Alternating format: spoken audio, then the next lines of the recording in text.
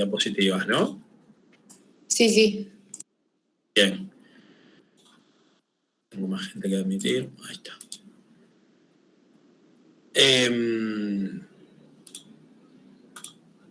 ¿Y ustedes ven cuando mi cursor y las cosas que yo remarco?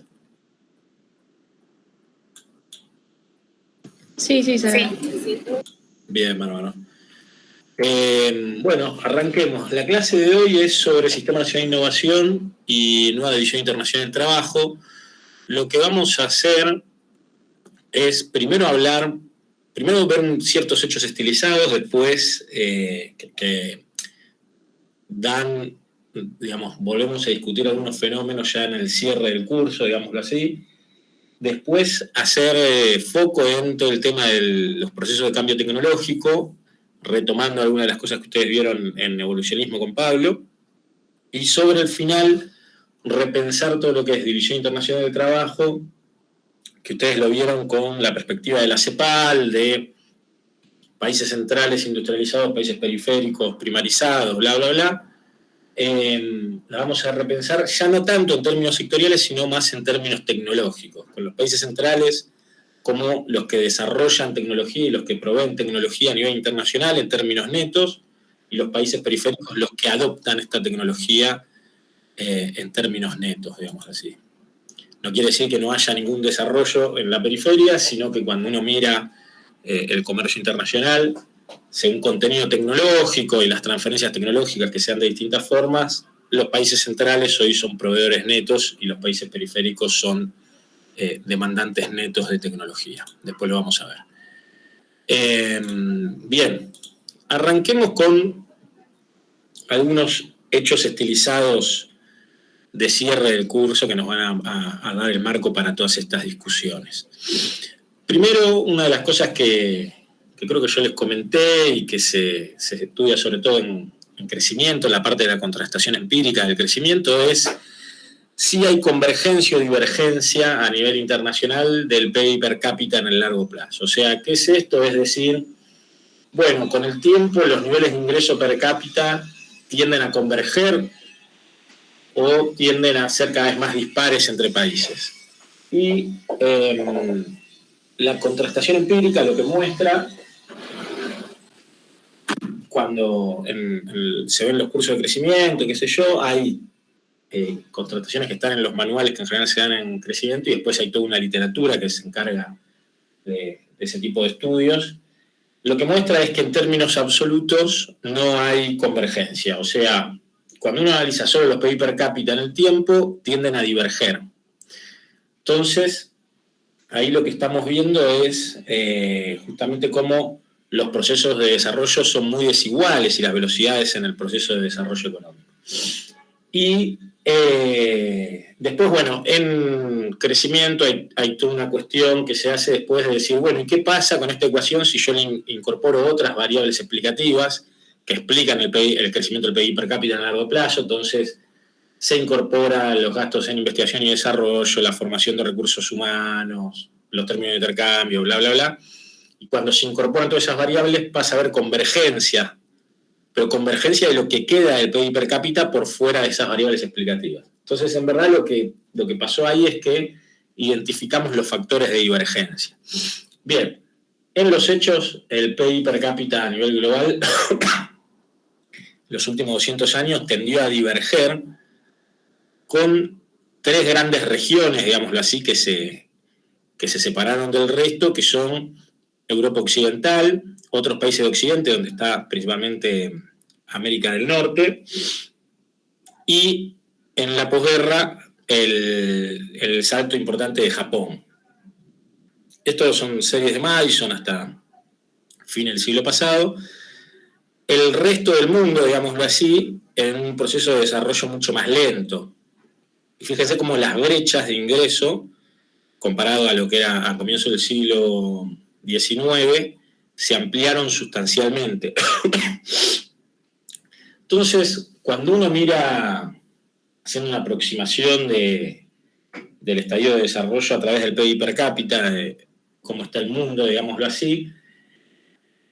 El mundo no es todos países desarrollados o todos países exitosos en su proceso de desarrollo, y un grupo de países que se equivocan, no encuentran el sendero, bla, bla, bla. El mundo se compone principalmente de países de ingresos medios y países de ingresos bajos. Los países de ingresos altos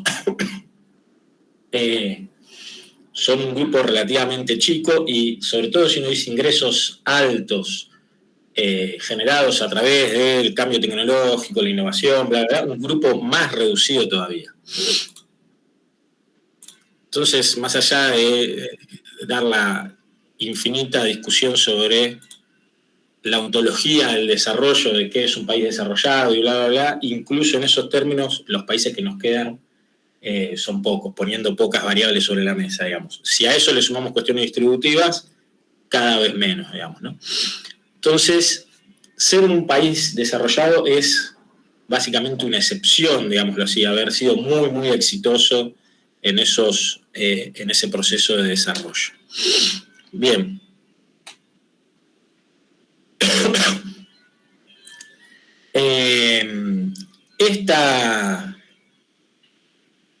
Esta tendencia a que el PIB per cápita entre los diversos países sea cada vez más heterogéneo, que haya cada vez más brechas de PIB per cápita, fue el principal impulsor de la desigualdad de ingresos personales a nivel global. ¿Qué quiero decir con esto? Uno dice, bueno, los ingresos de las personas en todo el mundo la diferencia de ingresos, la desigualdad de ingresos la podemos explicar por la desigualdad de ingresos entre países, la brecha de PIB per cápita, que la tenemos acá, y la desigualdad interna de ingreso al interior de los países, que es básicamente el coeficiente de Gini. Cuando se estudia esto en una perspectiva de largo plazo, acá tenemos 2 siglos, lo que vemos es que la desigualdad global estuvo principalmente empujada por esta desigualdad entre países, por la brecha de ingresos entre los países.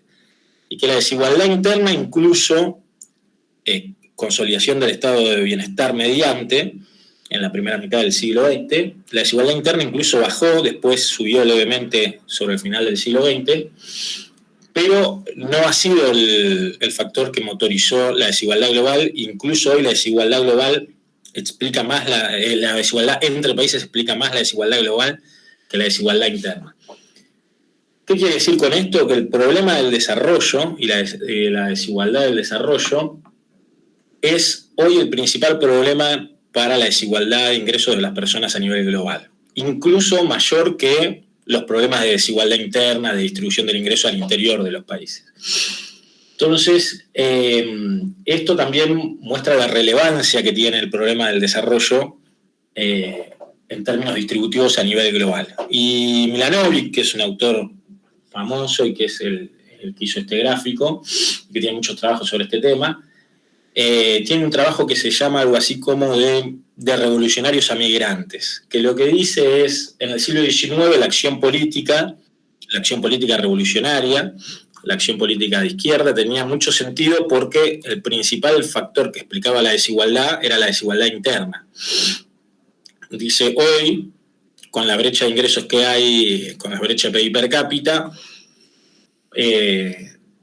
los individuos, los ciudadanos pasaron más que de la acción política directamente a la migración, como diciendo, yo migro, cambio de país, me voy a un país de ingresos más altos y con eso mejoro las condiciones materiales de vida de manera mucho más rápida y con mucho más impacto, mucho más sustancialmente. Bien, entonces esto nos muestra la relevancia del problema del desarrollo para reducir la desigualdad global. Y acá lo que tenemos es la relación entre estos procesos y la inserción externa de la producción, o sea, la orientación exportadora de la producción o la internacionalización de la producción, digamos así, ¿no? El ratio es exportaciones sobre PBI, o sea, es la orientación exportadora de la producción, y lo tenemos por región y para distintos periodos. 1870, o sea, fines del siglo XIX, hasta fines del siglo XX. Cuando uno ve este ratio a nivel global, hay una tendencia como inherente con la consolidación del capitalismo a aumentar la orientación exportadora de la producción, o sea, a economías más abiertas. donde en una primera etapa era más una apertura con mayor especialización, pero todavía con una integración de la producción importante. ¿Qué quiero decir esto? Vos producías y exportabas, y de eso que producías, la cadena productiva, la mayor parte de esa cadena estaba en tu país, y después comprabas otros bienes finales, cuya cadena productiva en general también estaban en otros países.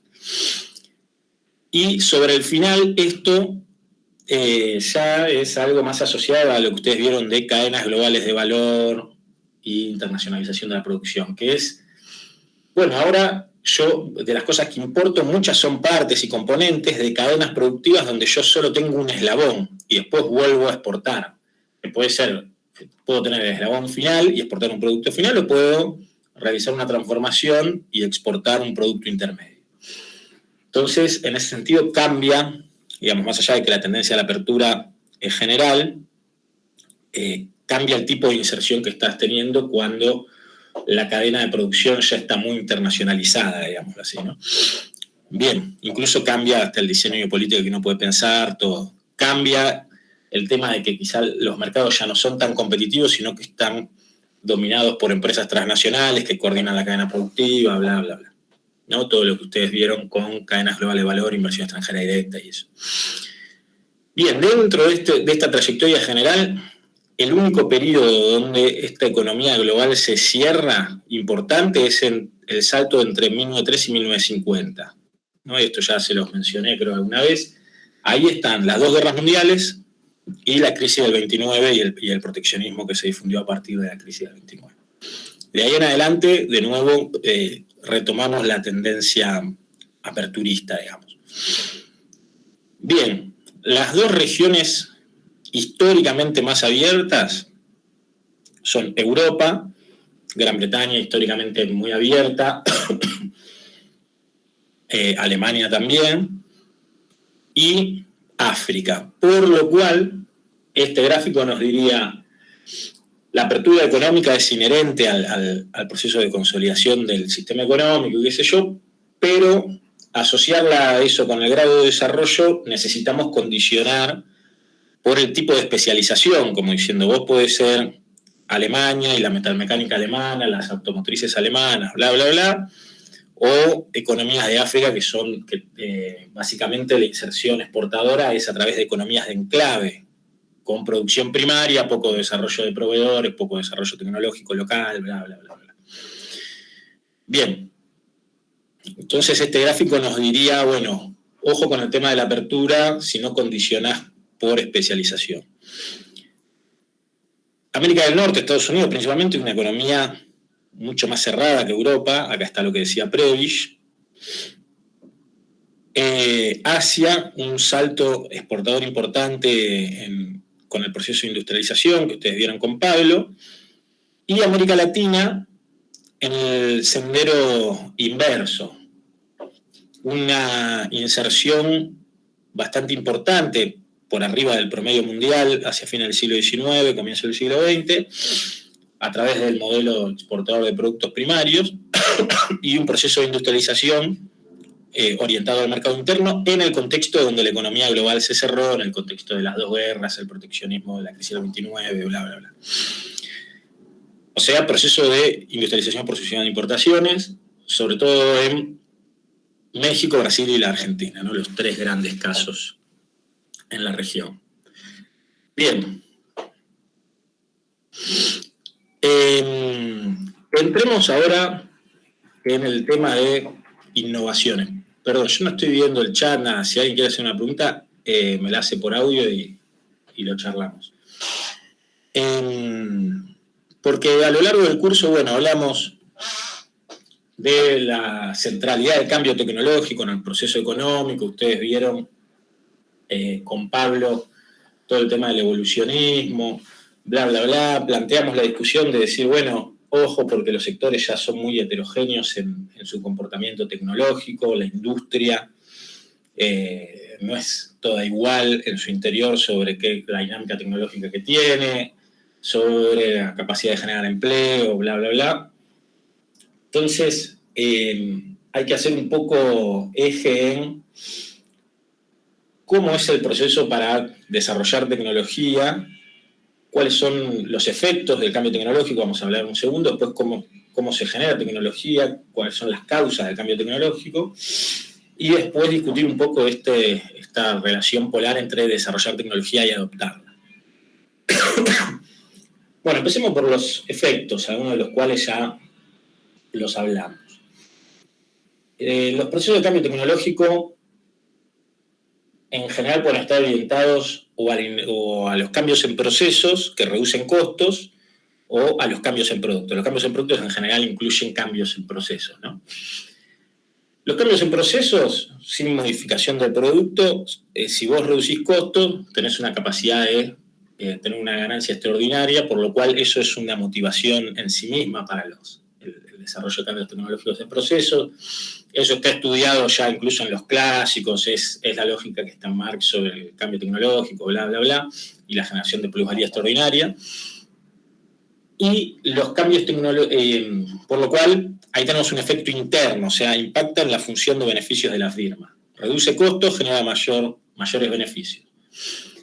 Y después tenemos los cambios tecnológicos, las innovaciones en productos, generar nuevos productos, que también te permite generar ganancias diferenciales, y eso tiene que ver con que vos segmentás el mercado, digamos. En un mercado establecido que tiene X precios, si vos generás algo nuevo, y ese algo nuevo es valorado por la sociedad y bla, bla, bla, vas a poder cobrar una prima de precio con respecto a los productos establecidos. Y después vamos a charlar un poco sobre esto. Y esa prima de precio te permite desacoplar, digámoslo así, esos ingresos con respecto a los costos. Por lo cual ahí también puede haber, y en innovaciones siempre hay que decir puede haber, ganancias extraordinarias. Entonces ahí tenemos dos efectos internos, dos motivaciones para las firmas para desarrollar procesos de cambio tecnológico, de innovaciones. Y por otro lado están las famosas externalidades, por las cuales al Estado le conviene impulsar estas actividades porque se desarrollan muchos spillovers de conocimiento y cuestiones así. O sea, la gente desarrollando investigación y desarrollo aprende cosas muy específicas que si no hiciera esas actividades no las aprendería, y esos aprendizajes después tienen un impacto transversal muy bueno para el resto de la economía, porque si esa gente después va migrando de actividad, igual se lleva ese conocimiento que desarrolló en esas actividades. Eso por el lado de la formación de recursos humanos y el learning by doing en la actividad de investigación y desarrollo, qué sé yo. Y después hay un tema de la tecnología como bien público, que es sobre una idea, sobre un conocimiento, digamos, la característica que tiene la tecnología, y no la formación de recursos humanos, sino la tecnología, es que es no rival. O sea, un conocimiento lo puede aplicar una empresa y lo puede aplicar una segunda empresa sin afectar el rendimiento de ese conocimiento en la empresa anterior. Entonces no hay rivalidad en el uso del conocimiento. Lo que sí, cuando se va difundiendo el conocimiento, van cambiando las condiciones de mercado, porque quizá la empresa innovadora tenía una ventaja competitiva en base a ese conocimiento, que había reducido costos o había segmentado el mercado, y si eso se difunde, pierde esa ventaja, ¿no?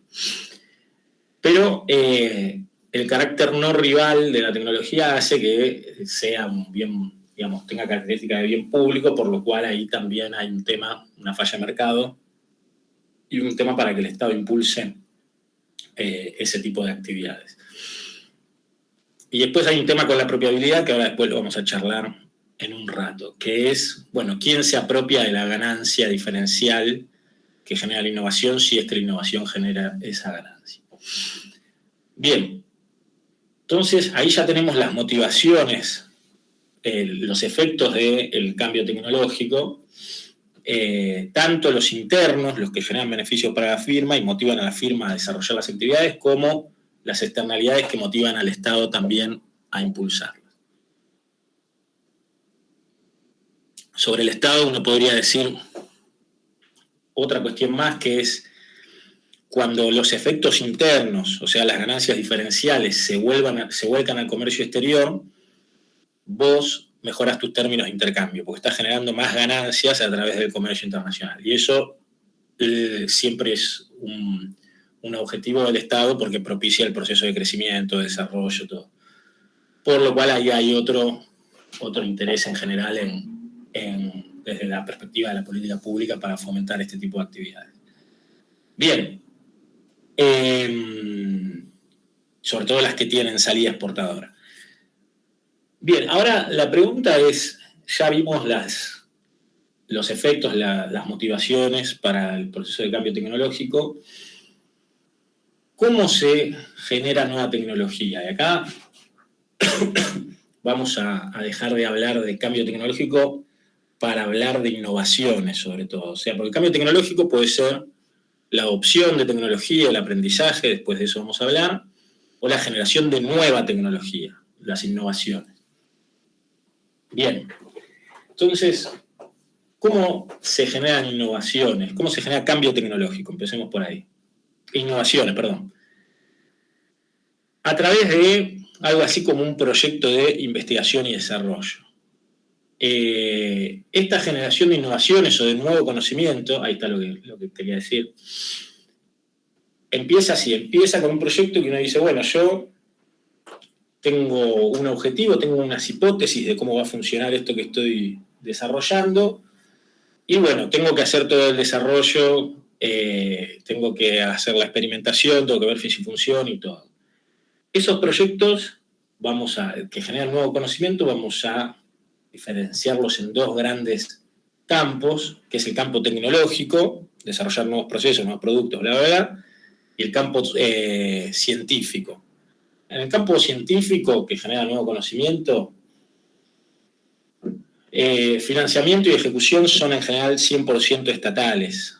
¿Por qué? Porque a las empresas no tienen motivación en financiar ese tipo de actividades, financiar el avance de la matemática, la física, ni nada de eso, porque le queda muy lejos del impacto que pueden tener en su función de beneficio.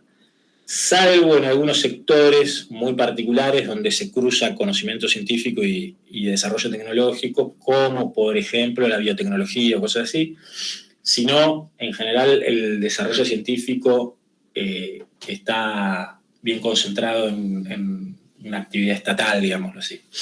Obviamente las empresas están cerca de ese desarrollo para, a partir de ese nuevo conocimiento, ver qué nuevos procesos y qué nuevos productos se pueden generar, pero son desarrollos derivados, digámoslo así. El conocimiento científico, en general, se pone de libre disponibilidad, digamos, no se lo apropia privadamente nadie. Lo que hay que hacer es bajarse los papers y qué sé yo, y ya está. Bien, pero no tienen patentes, digámoslo así. Ahora centrémonos en la investigación y desarrollo de índole tecnológica, ¿no?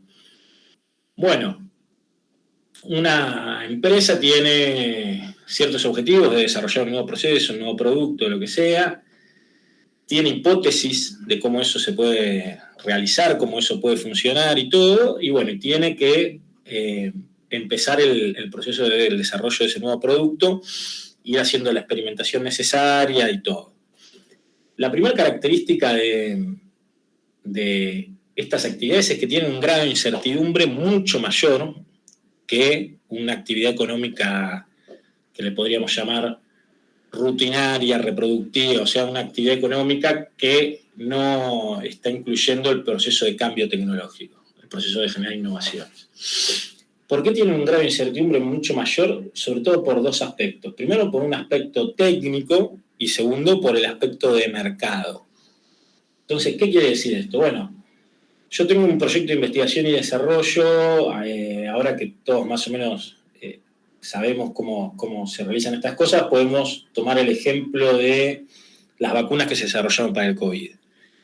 Entonces, bueno, las farmacéuticas hicieron todo el estudio de cómo funciona el virus, bla, bla, bla, hicieron hipótesis de cómo podría ser la vacuna que podría atacar la enfermedad o prevenir la enfermedad o generar las defensas para la enfermedad, bla, bla, bla.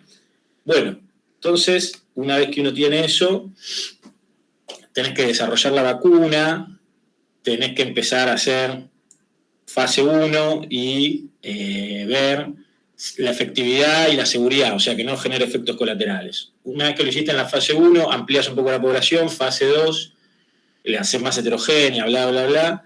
De nuevo, efectividad de la vacuna y seguridad de la vacuna, que no genere efectos colaterales. Fase 3 y así. Entonces, en todo ese proceso hay un nivel de incertidumbre muy alto sobre cómo van a dar los resultados. O sea, hay un montón de vacunas que se desarrollaron y que no llegaron a comercializarse porque o no eran muy efectivas o generaban algún efecto colateral que no era aprobado después por los organismos de control sanitario, bla, bla, bla. Entonces, esa actividad y todas las actividades de investigación y desarrollo tienen un grado de incertidumbre alto, por lo cual se consideran actividades de riesgo, digamos así. Tienen un riesgo mayor que otra actividad económica. Si yo quiero producir, aceite de soja, el mercado lo conozco perfectamente, ahora podemos hablar de esto, sobre mis insumos, sobre lo que voy a vender y qué sé yo, la maquinaria que necesito importar, las prensas para producir aceite, me dicen cuánto input necesito y cuánto output de aceite me va a dar, cuánto de pellet me va a dar, entonces tengo los parámetros de forma muy precisa. Entonces el grado de incertidumbre tecnológica que tiene el proceso es muy, muy bajo. Si yo sé organizar la producción y bla, bla, bla, todo va a funcionar más o menos según esos parámetros. Desarrollar nuevas cosas tiene un grado de incertidumbre técnico muy alto. Bien.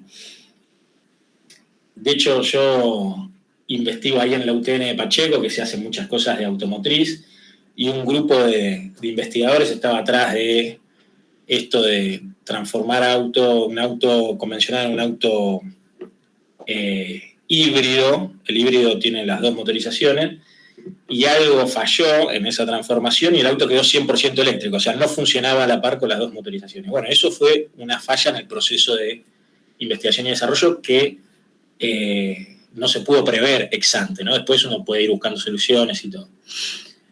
Entonces, todos estos procesos tienen un grado de incertidumbre alto, desde la perspectiva técnica. Y el otro grado de incertidumbre alto es desde la perspectiva del mercado. ¿Qué quiere decir esto? Bueno, yo desarrollo un producto que funciona bien en términos técnicos, logré lo que quería, pero lo vuelvo al mercado y no es de la preferencia de los consumidores. Entonces, todos esos recursos que yo gasté para la investigación y desarrollo no los puedo recuperar económicamente, o sea, son costos hundidos. Y ahí la literatura muestra un montón de desarrollos de productos que después fueron al mercado y no eran de la preferencia de los consumidores. Se habla de, la Palm, el Windows Vista, los Google Glasses, un montón de productos que no es que funcionaban necesariamente mal, sino que a los consumidores no les gustaron, por lo cual no generaron las ventas esperadas, la producción a escala esperada y se perdieron esos costos de desarrollo. Bien, entonces ese es otro aspecto que hace que estas actividades tengan una incertidumbre más alta y se consideran actividades de riesgo.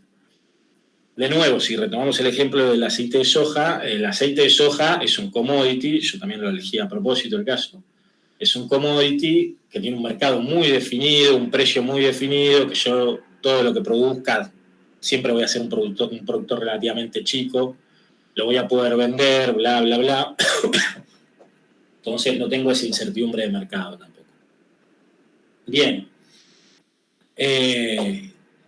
Y lo otro es, estas actividades de investigación y desarrollo se basan en recursos humanos que no es que son calificados, sino que son más que calificados, son especialistas, digámoslo así, en las temáticas en general. Es gente que está en la frontera de conocimiento de el área donde está desarrollando cosas, por lo cual tiene toda una trayectoria de formación universitaria, posgrado y después también en el ámbito laboral, de especialización, que hace que tengan los conocimientos necesarios para llevar adelante estas actividades.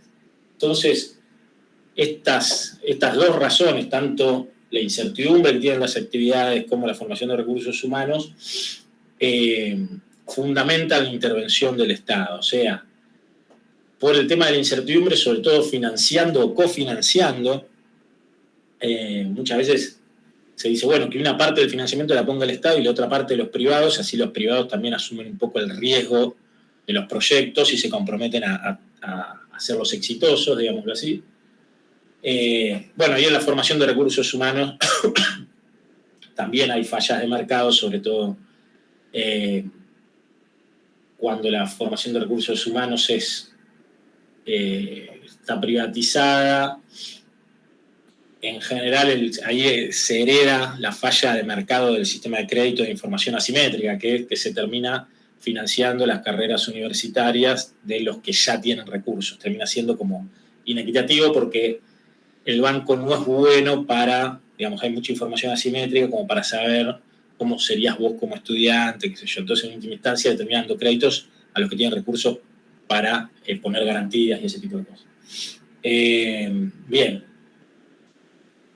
Termina siendo un sistema más eficiente en el sentido que los que entran se reciben más porque tienen la presión de los créditos, de pagarlos, qué sé yo, pero entran muchos menos y está todo el tema de esa falla de mercado de la información asimétrica. Bueno, entonces ahí en formación de recursos humanos también hay un rol para diseñar bien una política. Bien. Ahora avancemos un paso más. Ya desarrollamos la tecnología y más o menos sorteamos la incertidumbre técnica y de mercado. O sea, las cosas más o menos se venden, las desarrollamos, se venden, ya tenemos el plantel de investigadores, salió todo más o menos bien. Después la segunda pregunta que se abre es, bueno, ¿cómo me garantizo de ser yo el desarrollador de esa tecnología, el que se apropia de los beneficios diferenciales de esa tecnología? Y ahí hay tres cuestiones para decir. Primero, hay tecnologías que dependen mucho más de lo que se llama derecho de propiedad intelectual, sobre todo las patentes. ¿Por qué? Porque son fácilmente copiables, digamos así, reproducibles por parte de la competencia. Entonces, ahí los ejemplos típicos son software, toda la economía de plataformas, farmacéutica. Hay un montón de actividades que si no tienen derecho de propiedad intelectual, rápidamente los competidores pueden copiar el producto y entrar en el mercado a competirle al innovador sin asumir los costos fijos de la investigación y desarrollo. Por lo cual, la estructura de mercado tendería a ser más competitiva y la capacidad de recuperar esos costos fijos de investigación y desarrollo por parte del innovador son más bajos. Para eso están las patentes, ¿no? Entonces, el mundo de derecho de propiedad intelectual hay varias cosas, están los diseños industriales, los derechos de autor, y la principal herramienta para proteger el desarrollo tecnológico son las patentes. ¿Qué es una patente? Vos armás como un documento que explicás bien todo el nuevo desarrollo que hiciste, con todos los detalles, bla, bla, bla, vas a la oficina de patentes, es algo que es costoso porque tenés que pagar la inscripción de la patente, tenés que pagar a armar la patente a un especialista, todo.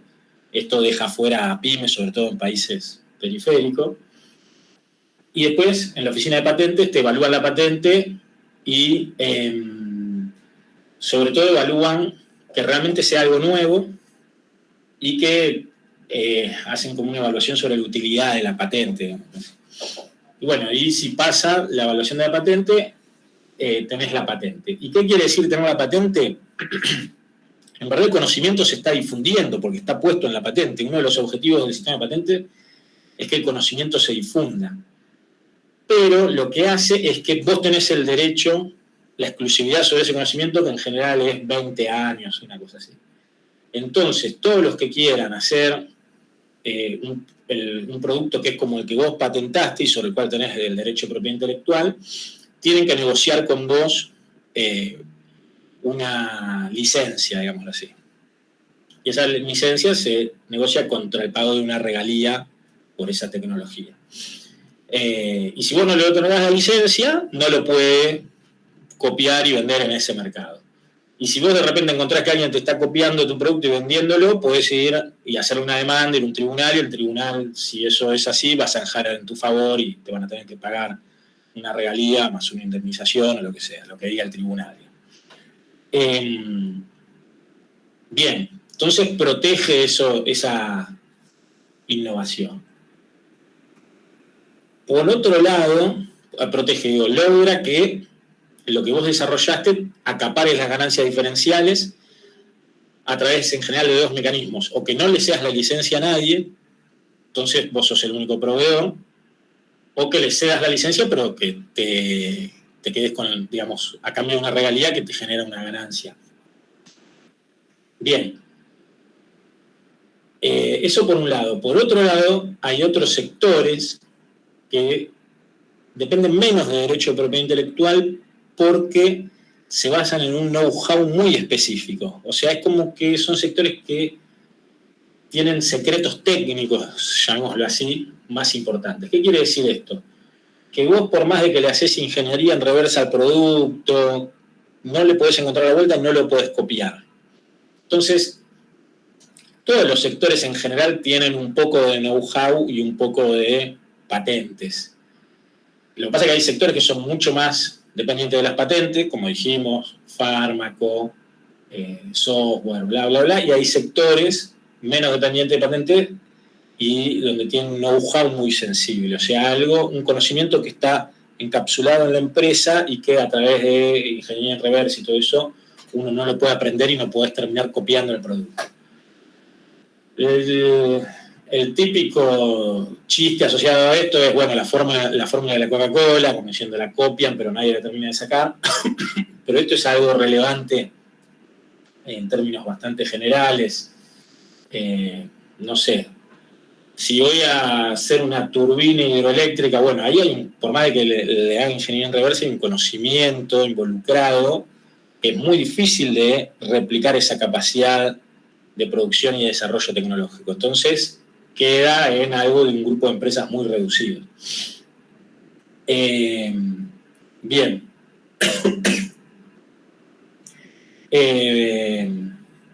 Y después hay un tercer aspecto que se menciona. El primero es el derecho de propiedad intelectual, el segundo es el know-how y los secretos técnicos.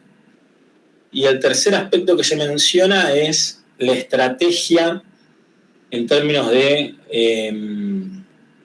cadena productiva, digámoslo así, lo que se llama la arquitectura de la cadena.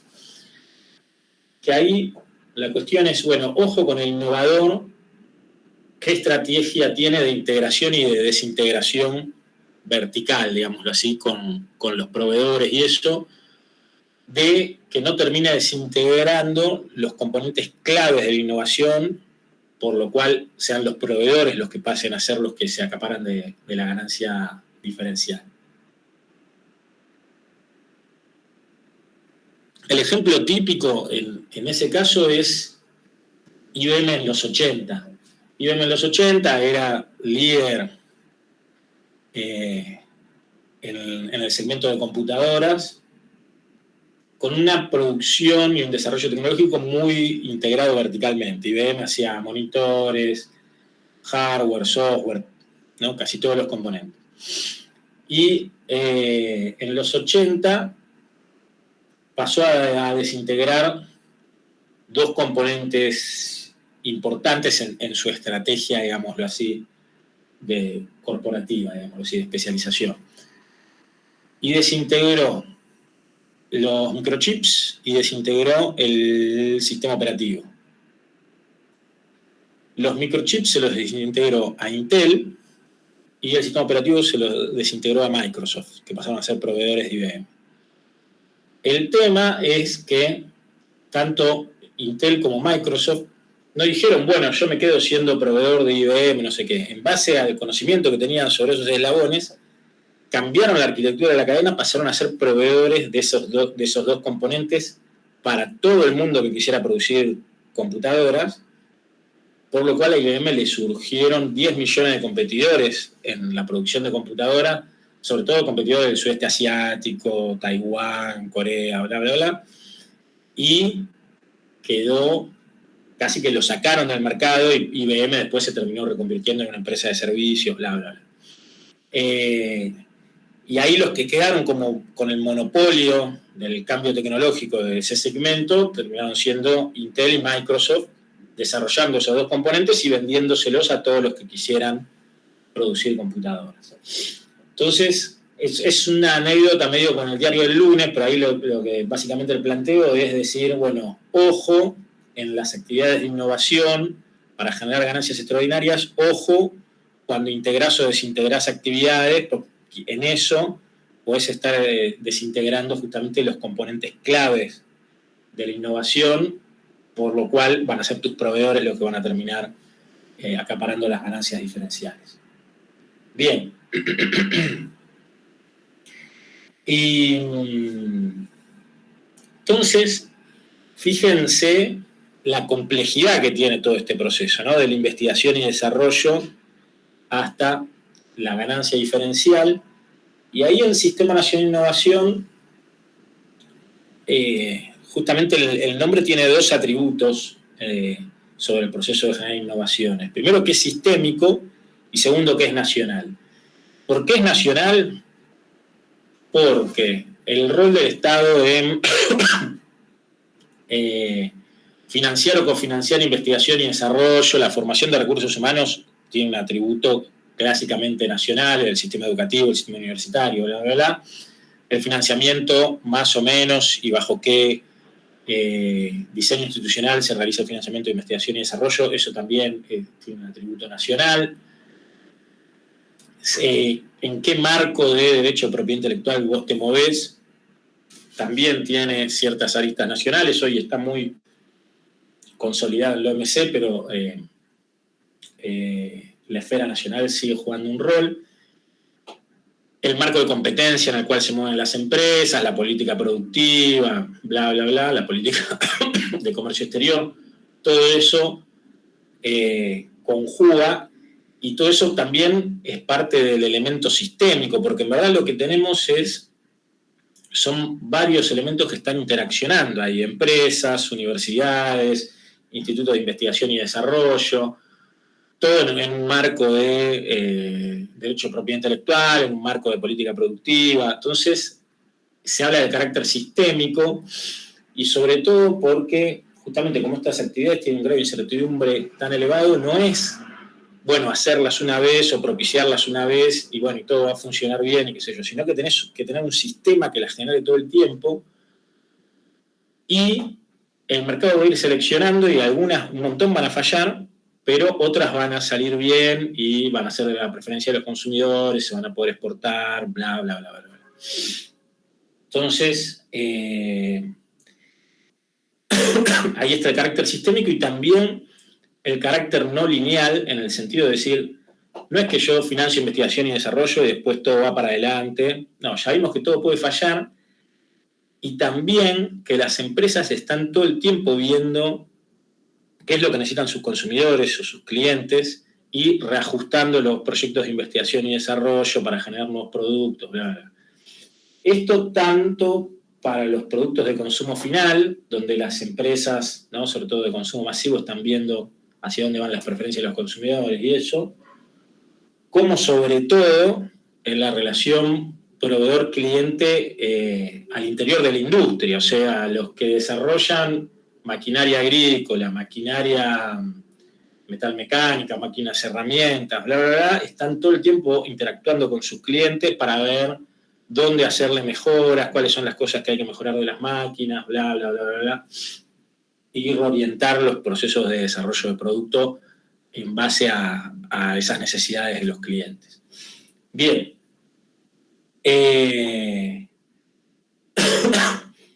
Entonces ya hablamos del carácter sistémico, el carácter nacional, la generación de ganancias diferenciales, y uno dice, bueno, esto genera ganancias diferenciales. Entonces, la adopción de tecnología, ¿en qué lugar queda? ¿Qué rol ocupa la adopción de tecnología? O sea, el que está del otro lado de ese intercambio y es el que compra una tecnología y paga una regalía.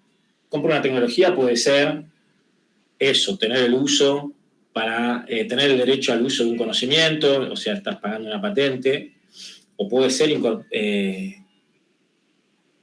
importar o comprar una maquinaria de alta complejidad que tiene lo que se llama tecnología incorporada en un bien,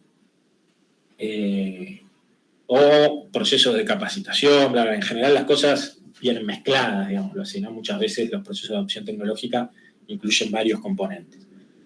Entonces uno dice, bueno, es malo para el comprador porque se ve sometido a mercados muy concentrados en la oferta de tecnología. Y en verdad, digamos, la adopción de tecnología lo que te genera a vos como usuario de esa tecnología es acercarte a la frontera, digámoslo así, aumentar la productividad. O sea, vos no movés la frontera la mueven los innovadores, pero vos te vas acercando y vas siendo más competitivo en tu segmento cuando vas adoptando tecnología. Y la adopción de tecnología siempre tiene un grado de aprendizaje, digámoslo así también, que no es lo mismo. Por ejemplo, no sé, los economistas usamos, no sé, el Stata, el IBIUS, el Excel, vamos a tomar cualquiera de esos paquetes. Yo actualizo un software de base de datos o econométrico, el que sea, el Excel, y está bien, pago una licencia, actualizo el paquete estadístico, actualizo el Excel. Entonces ahí adopté tecnología. Se supone que hay procesos que voy a poder hacer más rápido, voy a tener mejores funciones. Imagínense, no sé, cuando empezaron a surgir las tablas dinámicas, como el procesamiento de base de datos se volvió mucho más rápido, bla, bla, bla. Ahora, yo pagué la licencia, tengo la última versión del Excel, pero eso no quiere decir que ya la sé aprovechar a fondo. Entonces, atrás de un proceso de adopción tecnológica viene todo un proceso de aprendizaje para aprovechar los recursos al máximo. Entonces, muchas veces, y este ejemplo que estoy usando así, medio burdo, digámoslo así, muchas veces atrás de los procesos de adopción tecnológica vienen los procesos de aprendizaje que, como les dijo Pablo, o requieren tiempo, y eso es un costo, o muchas veces hay que pagar capacitaciones, digámoslo así. Y en las empresas está, muchas veces cuando se incorporan maquinarias o nuevos procesos, además de lo físico, están los procesos de capacitación para usarlas y todo, que en general las da el mismo proveedor que te da la tecnología. Entonces, adopción de tecnología y aprendizaje suelen ir de la mano, pero no son lo mismo. Bien. Y vos te vas volviendo más, aumentás tu productividad y te vas volviendo más competitivo en tu segmento a través de esos procesos. Ahora, el tema es que la frontera te la mueve otro, digámoslo así. Si vos sos un economista que usa ciertos paquetes estadísticos, vas a ir siendo cada vez mejor cuando los vas actualizando, cuando vas aprendiendo, pero vos no sos el que desarrolla esos paquetes. Vos vas y vas pagando licencias cuando hay nuevas actualizaciones o lo que sea, y la frontera te la van moviendo los que desarrollan los paquetes estadísticos, digamos, ¿no? Bien, y todos los economistas que compiten en ese segmento están en el mismo proceso. Bien. Entonces, veamos ahora algunos datos de Sistema Nacional de Innovación, acá a través de la Filmina. Primero, esto que es una de las cosas que ya mencionamos, creo que se los mencioné hace unas clases, es a partir de estas transformaciones, sobre todo el posfordismo, donde la industria quedó muy automatizada y muy capital intensiva, y donde las empresas se desintegraron mucho verticalmente y surgieron nuevas actividades y se le dio, digamos, pasó a tener una centralidad en las actividades de investigación y desarrollo y de cambio tecnológico. El peso del sector servicios en las estructuras económicas empezó a crecer muchísimo del 70 en adelante. Entonces, acá tenemos en Estados Unidos, para el 2010 era el 80% del PBI más o menos, ¿no? Y después siguió aumentando. Y para otros países desarrollados, cerca del 70%, América Latina y el Caribe un poco más bajo, Asia en desarrollo 40%, porque ahí es donde todavía está concentrada a la industria principalmente. ¿Qué hay ahí? Bueno, todas estas actividades de investigación y desarrollo, capacitación, todo, y después un montón de actividades que por la informatización de la producción y las TICs se pasaron a desintegrar y a desarrollarse un montón de empresas que son proveedoras de servicios y que son incluso proveedoras de servicios a nivel global, y que eran actividades que antes en las empresas fordistas, digámoslo así, estaban integradas al interior de la empresa. ¿De qué estoy hablando? Contabilidad, finanzas, recursos humanos. Antes las empresas tenían departamentos importantes para esas actividades y hoy o no tienen departamentos mucho más chicos y tienen un proveedor de estas empresas globales para ese tipo de actividades. Por lo cual antes eran parte del valor agregado de una empresa industrial y ahora son un intercambio de servicios y son parte del valor agregado de una empresa de servicios. Entonces, esas transformaciones hicieron que, más lo de investigación y desarrollo y todo eso, que pese cada vez más el sector servicios, sobre todo en los países desarrollados. Bien, el peso de los gastos en investigación y desarrollo sobre el PBI.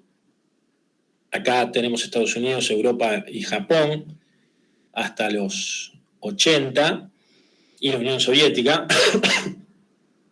Vemos que es creciente, digámoslo así, en todo el siglo XX, y bastante importante en los tres países. En la Unión Soviética, cuando uno saca la investigación y desarrollo aeroespacial y armamentística, la investigación y desarrollo de índole civil, digámoslo así, es mucho menor. Ahí se ve en la última columna.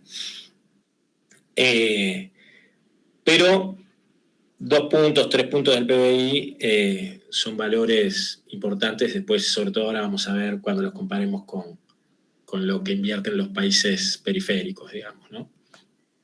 Bien, acá tenemos algo un poco más actual. Gasto en investigación y desarrollo sobre PBI. Japón, Alemania, Estados Unidos, la Unión Europea, excluyendo a Alemania, China, acá creciendo muchísimo.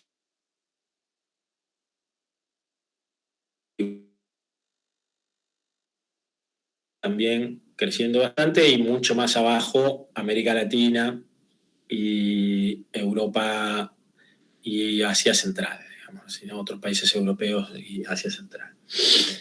Bien, entonces vemos una brecha importante y sobre todo el predominio de Japón, Alemania y Estados Unidos, ¿no? Muy por arriba de los demás. Y un crecimiento de China bastante importante en la última década y media, digamos así. Y esto siguió después porque es viejo, pero esto siguió así.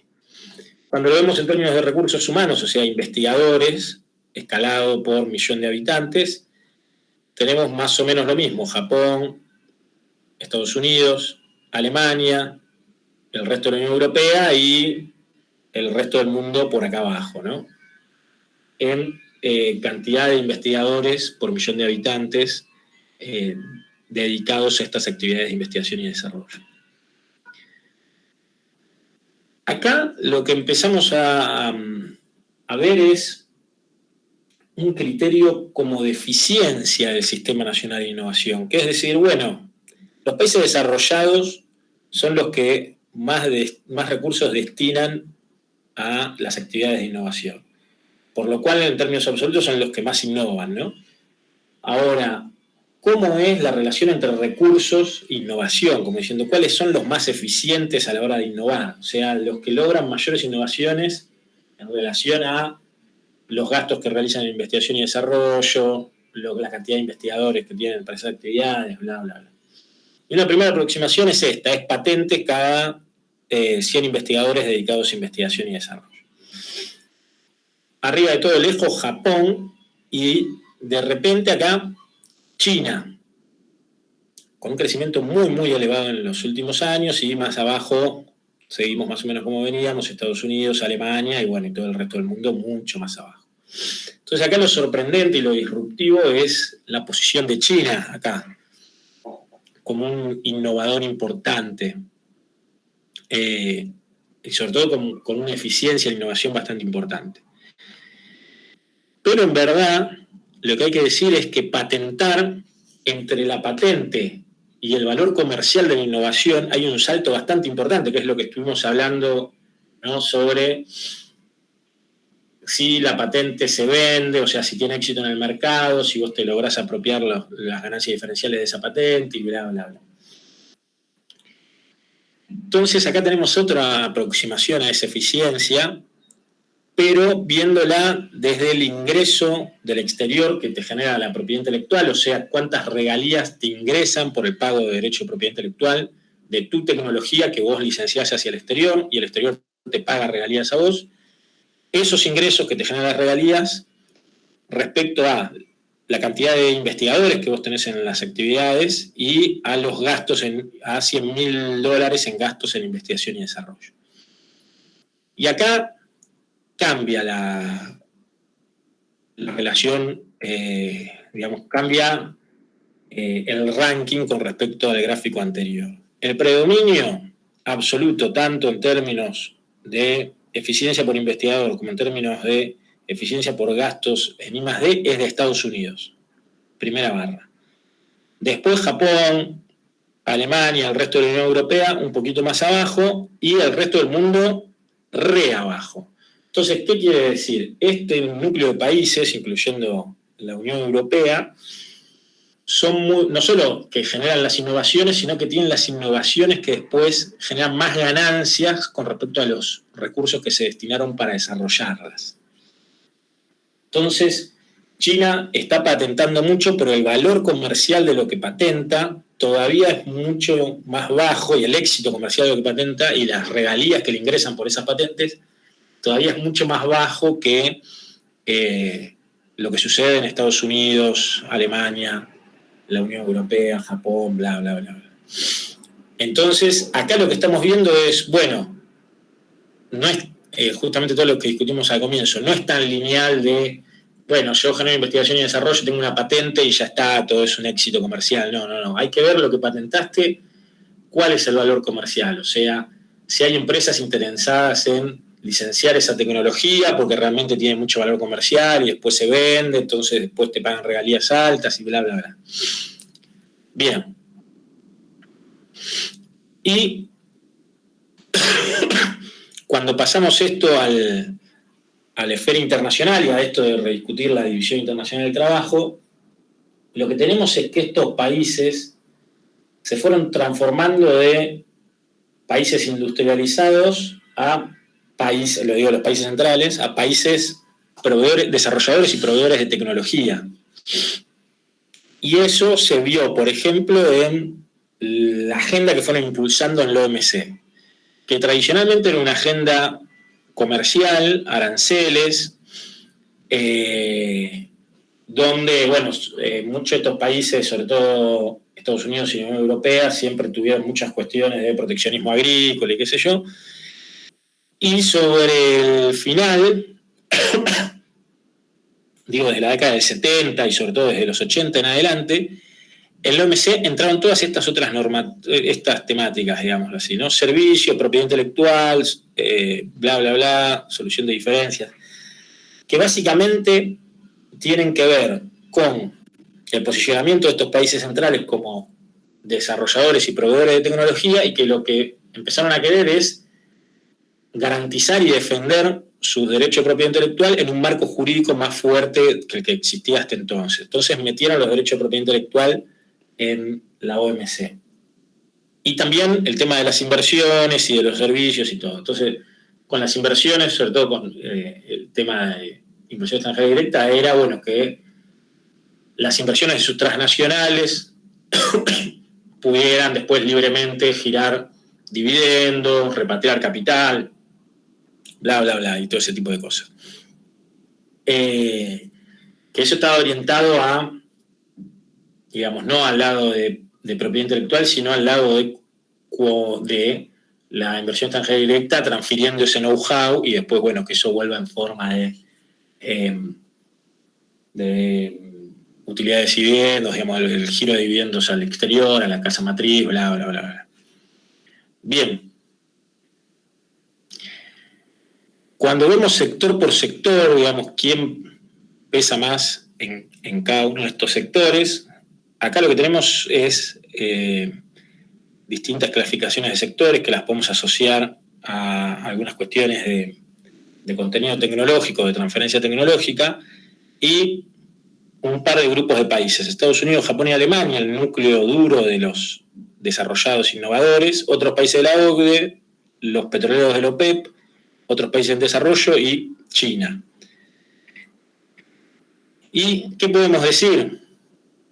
Maquinaria especial y para la transformación del metal, o sea, la maquinaria que tiene mayor complejidad tecnológica y que es más sensible en los procesos productivos, la maquinaria más nuclear de procesos productivos específicos, o sea, no una transportadora, algo más general, sino una máquina herramienta con procesos específicos, bla, bla, bla. El peso de estos países cerca del 90%, digámoslo así. Otros servicios, que por acá va el pago de regalías y derechos por licencias tecnológicas y todo eso, el peso de estos países arriba del 80%, ¿no? Y cuando digo estos países, digo el núcleo de innovadores y los países de la OCDE. Bien, y en otros componentes industriales sí se ve mucho más este proceso de deslocalización industrial, sobre todo de migración de la producción hacia países asiáticos. Entonces tenemos otra maquinaria y vemos cómo estos países tenían cerca del 90% y hoy tienen cerca del 60%. Vemos manufacturas en general y también caen de poco más del 80% a cerca del 70%. Y tenemos computadoras, sobre todo lo que es electrónica, computadoras, audio y video, telecomunicaciones, tenían para, la primera barrita es mediados de los 80, tenían para mediados de los 80 el 90% y hoy tienen menos del 60%. Entonces, ahí vemos como un montón de actividades industriales se deslocalizaron, pero estos países conservaron sobre todo las actividades de desarrollo tecnológico, tanto lo que se llama desincorporado, o sea, el desarrollo de patentes, bla, bla, bla, que después se cobran regalías, o incorporadas en los bienes, como por ejemplo en los bienes de capital de mayor complejidad. Bien, y esto es una foto, digámoslo así, para ver la relación entre PIB per cápita, eje horizontal, y el ingreso neto de propiedad intelectual, y está normalizado contra el comercio exterior total, ¿no? Y tenemos cada uno de los países en qué estadio está. Y esto es un gráfico que ya debe tener sus años, acá no tiene el año, pero es algo así como para el 2010, digámoslo así, ¿no? Entonces, la nube de puntos lo que nos muestra, y ahí está aproximada por esta curva, es, bueno, hay un primer estadio, los países pobres ni compran ni venden mucha tecnología. No tienen un proceso de industrialización, no tienen por qué comprar mucha tecnología porque no producen muchas cosas, y obviamente no desarrollan tecnología, ¿no? Los países pobres. Entonces, el balance tecnológico le da relativamente equilibrado. Pasar a la trayectoria, en la trayectoria de desarrollo, a ser un país de ingreso medio, incluye la adopción de tecnología en términos netos. O sea, incluye que vos pagues regalías para mejorar los procesos productivos, producir nuevos productos, que te ingrese inversión extranjera directa. Incluye un combo que incluye importar maquinaria más compleja que te permita ser más competitivo, bla, bla, bla. Entonces, esa transición de ingresos bajos a ingresos medios, muy asociada también a la industrialización, incluye todo un paquete de adopción de tecnología al exterior. Pero todavía no estás para desarrollar tecnología, todavía te estás acercando a la frontera, ¿no? Y ahí vemos varios países que están en esa trayectoria. Argentina está acá, esto es viejo, Eso quiere decir que para el PBI per cápita que tenemos somos muy deficitarios en términos tecnológicos. Por acá está Brasil, por acá estaba China, también muy comprador de tecnología. Y después, la trayectoria de desarrollo indica que de a poco vos vas reduciendo ese déficit en términos tecnológicos, y los países desarrollados son un grupo chiquito de países que son proveedores netos de tecnología. Acá está Estados Unidos, Suecia, Gran Bretaña, Francia, Japón.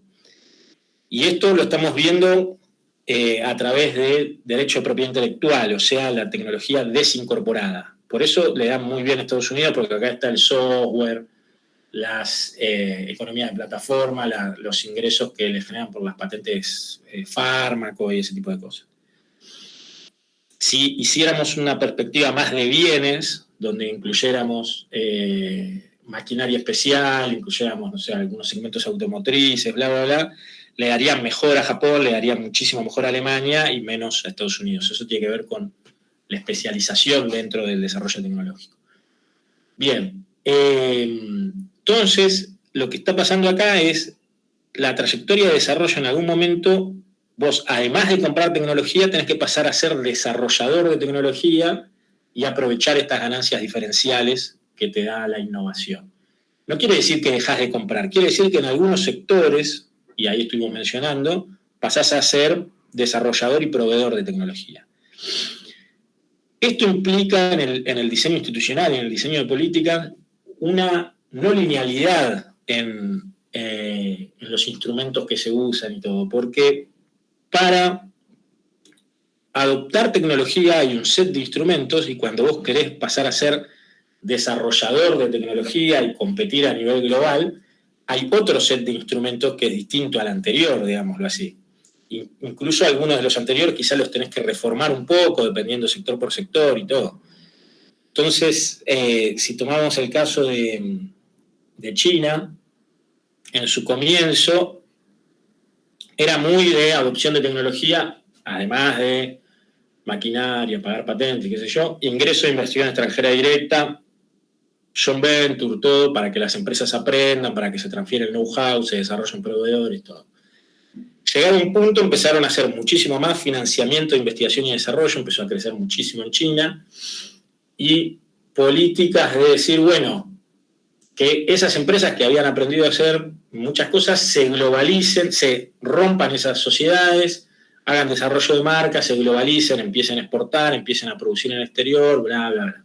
Que le fue yendo disímil sector por sector, ¿no? Ya hablamos, compite en el 5G, en electrónica, tiene varias empresas ahí peleando en todos los mercados, en automotriz más o menos, pero están apostando en la movilidad eléctrica, bla, bla, bla.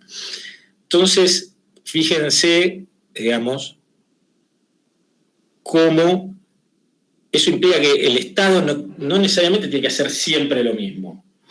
Entonces, en una trayectoria de desarrollo tenés que favorecer la adopción tecnológica, y después, cuando tenés que pasar a ser desarrollador y proveedor de tecnología, algunos instrumentos quizá los tenés que modificar, tenés que incorporar otros nuevos instrumentos.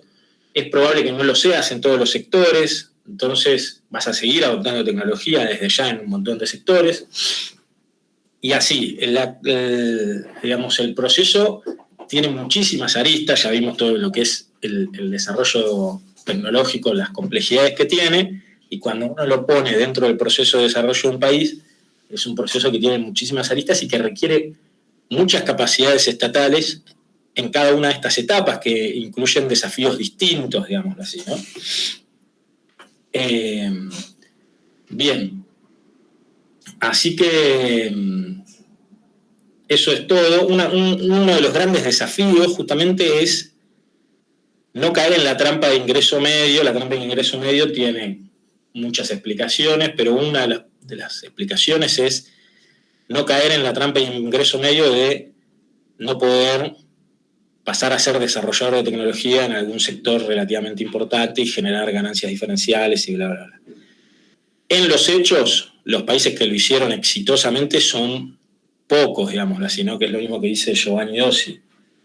El pool de innovadores es un grupo de países chiquito. Y ahí uno lo que puede decir es lo siguiente, que también lo podemos asociar al texto de Chang que ustedes tienen de Pateando la Escalera. ¿Qué es lo que dice Chang, ¿no? Con la idea de Pateando la Escalera? Dice, bueno, los países que hoy son desarrollados, en su trayectoria de desarrollo hicieron muchísima política de promoción sectorial, industrial, bla, bla, bla, y hoy adoptaron una visión mucho más liberal, impulsan esa visión liberal en la OMC y en todas las instituciones multilaterales, regionales, bla, bla, bla. Bien, desde una perspectiva del cambio tecnológico, uno ahí lo que puede decir es desarrollaron muchos sectores, muchas veces mirando las experiencias de otros países que están más avanzados en el desarrollo. Entonces ahí quiero decir los alemanes y los norteamericanos mirando la experiencia de la revolución industrial en Gran Bretaña, bla, bla, bla. Hicieron mucha política de promoción e incluso con más selectividad sectorial, y cuando pasaron a ser desarrollados, el rol del mercado, como lo vieron con Pablo cuando vieron el evolucionismo, pasa a ser mayor. ¿Por qué? Porque cuando vos ya estás en la frontera en muchos sectores, es muy difícil para el Estado decir de ahí en adelante hacia dónde va a evolucionar el cambio tecnológico. Entonces ahí el Estado pasa a financiar investigación y desarrollo de índole mucho más horizontal, la promoción se vuelve menos selectiva a nivel sectorial, el proteccionismo comercial se reduce y se vuelve, digamos, el promedio arancelario se vuelve mucho más bajo, y los países adoptan una posición más liberal, porque el rol del mercado, una vez que ya estás en la frontera tecnológica, es mayor en seleccionar los productos, seleccionar los procesos, y bla, bla, bla, y el Estado es mucho más difícil que pueda guiar el cambio tecnológico de la frontera para adelante. Esto lo vieron con Pablo, ¿no? Es difícil decirle a Google hacia dónde tiene que orientar sus proyectos de investigación y desarrollo, más allá de los intereses que tiene el Estado en términos de seguridad nacional, industria armamentística, bla, bla, bla. Entonces, en verdad, no es una sola empresa, sino que son 1 millón de empresas desarrollando productos que van al mercado, y algunas son muy exitosas, y te sale Google, te sale Apple, te sale Tesla, y un montón quedan en el camino. El paradigma, por cómo es su regulación, cómo es su mercado laboral y todo, el paradigma de horizontalidad es justamente Estados Unidos. O sea, es una economía donde se crean un montón de empresas, muchas quedan en el camino, donde se crean muchas startups intensivas en tecnología, y muchísimas quedan en el camino, y otras son grandes empresas desarrolladoras de tecnología, innovadoras, bla, bla, bla. Y es un esquema bastante horizontal que permitió que Estados Unidos fueron cambiando los sectores más dinámicos en términos tecnológicos a nivel global, y Estados Unidos siempre tenía alguna empresa posicionada ahí en esos nuevos sectores o nuevos paradigmas tecnológicos. Entonces, en su momento eran las automotrices, y era Ford, General Motors, los electrodomésticos, General Electric, bla, bla, bla. Después fueron las computadoras, y era IBM, farmacéuticas siempre tuvo, biotecnología lo mismo. Hoy tiene Apple en electrónica de consumo, bla, bla, bla. Tiene movilidad eléctrica, tiene Tesla. Entonces, esa horizontalidad hace que siempre vayan sacando muchas empresas. Tiene a Google, ya lo dijimos. Tiene que ver con eso. El esquema alemán, el esquema japonés, y sobre todo el japonés, es un poco distinto. Hay menos nacimiento y cierre de empresas, hay más relación de largo plazo, inversión, una proyección de largo plazo de la producción de la empresa y todo. Y las empresas son grandes grupos que van cambiando las actividades, digámoslo así, más que morir empresas sin hacer nuevas empresas de nuevas actividades. Son las mismas grandes empresas que van abriendo nuevas unidades de negocio. Bueno, estos son como detalles adentro de estas trayectorias de desarrollo exitosas, distintos modelos que se asocian también a 10 millones de cosas del mercado laboral, la regulación, bla, bla, bla, bla. Bien, así que si no hay consultas, después les subo las filminas, y es todo por hoy. Y es todo los contenidos del curso. Contenido del curso, bibliografía y clases. Bibliografía obligatoria y clases. Si no hay consulta, cerramos. La bibliografía, no sé si ya la dijiste para la clase de hoy.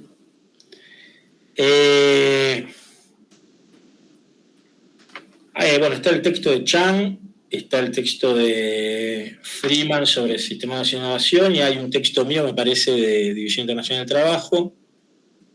Y hay un texto de cierre, creo que tiene un texto de cierre que repasa muchos temas, es como que retoma todo lo del auge y ocaso, que es un texto que escribí también, un poco porque en otra materia doy esta materia con crecimiento, entonces hago como una relación entre el crecimiento y esto, y retoma todos los nuevos temas de desarrollo, entre ellos esto, y habla de las cuestiones institucionales también y eso.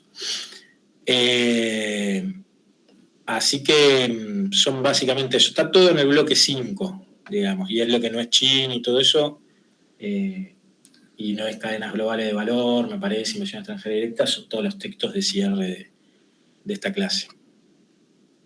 Perfecto, gracias.